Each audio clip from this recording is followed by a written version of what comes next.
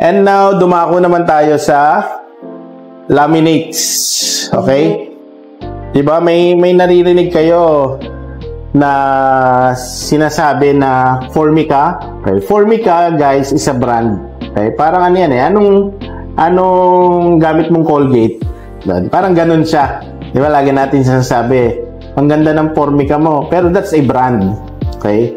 Pero general term kasi is laminates. Okay? Ganito yung laminates na tinatawag or HPL. High pressure laminate. Ganito yun. Ito. Yung malutong. Okay? So, may iba-ibang kapal ito. Okay? May iba-ibang kapal. May 0.5, 0.6, 0.7 mm. Okay? This is a layer of sheets. Okay? Parang craft paper, merong wood, etc. Okay?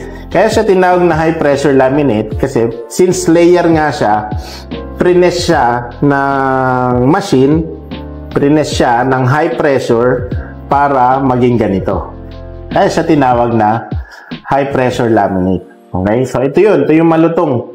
Okay? Again, Formica is a brand. Maraming brand ng HPL or high pressure laminate.